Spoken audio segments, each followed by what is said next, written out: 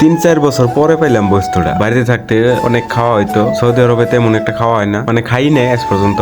আর বাড়িতে থাকে মা যখন এগুলো কাটতো বা সাফ করতো তখন এমনি দেখে কইতাম যে আমার শোল খেয়ে যেতেছে। খাইতে ভালো পাই, পছন্দ হয়, খাইলে বলে আবার শোল খেয়ে যায়। আমার আবার শোল খেয়ে যেত বাড়িতে থাকতে না। এখানে আর পরে কোনো খাইজেন টেজেন কোনো বেমার আমাদের কিচ্ছু নাই। যাই হোক, এক মুঠা নতুন নিয়েছি আজকে 8 রিয়াল দিয়ে। তো আমি দোকানে হাতে উঠে থিয়ে পড়ছি, হাতে উঠাই নিয়ে নিবার নিয়ে আর কি। দাম অনেক আর মেহনত আছে অনেক, কাটতে হয়, বাঁচতে হয়, অনেক টাইম যায়। এইভাবে আমি ড্রাইকে খেয়েছি। আমার দোস্ত এতে করে দেয় আর টাইম আবার নিয়েছে, আনে না পছন্দ করুন, আনে না ভালো লাগে, তো এই জন্য নিয়ে এলাম। পাওয়া যায় না তেমন একটা, খুব কমই পাওয়া যায়, হঠাৎ করে পেয়ে গেছি আজকে। তো এখানে সৌদি আরবে 8 রিয়াল নিছে, ইন্ডিয়াতে 190 রিয়াল। দেখো পাইতেছেন, অনেক টাইম বইরে দুইজনে কাটলাম কুটলাম। রান্না বাড়ি অত একটা জানি না, নথি রান্ধে কিবা করে, তাও জিগে যুগে আইডিয়া কইরা ইউটিউব দেখে নানান রকমের জোগাড় লাগাইয়া রানলাম। অনেক স্বাদ হয়েছে, আলাদা খাইলাম, আর খুব স্বাদ লাগলো খাই। মেলা দিন পরে খাইলাম তো, বাড়িতে থাকতে খুব খাওয়া হইতো। কোনো সবজি টবজি না থাকলে যাই না কচুর থেকে এইগুলো তুলে আনতাম, খুব মিস করি। বাড়িতে থাকতে যদিও ভালো পাইতাম, কিন্তু অত একটা মানে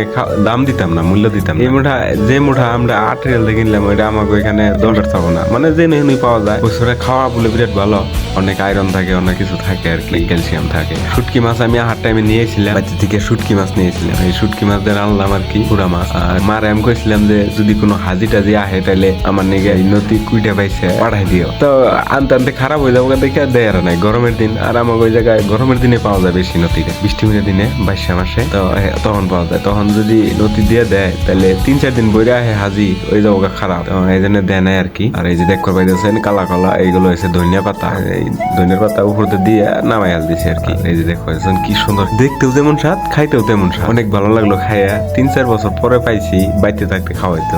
এক কথায় কবার গেলে সৌদি আরবে এটা হচ্ছে সোনা। এই দেশে আইলো কিভাবে এগুলো, হেড করে না ইম্পোর্ট করে, আমি বুঝলাম না কিভাবে পাওয়া যায় এই দেশে। তো যারা সৌদি আরবে আছেন তারা জানাবেন তো কই থেকে আহে, যে জানেন। আর কোনোদিন কি খাইছেন সৌদি আরবে এগুলো? আপনাদের এখানে মোটা কত করে এক মোটার দাম?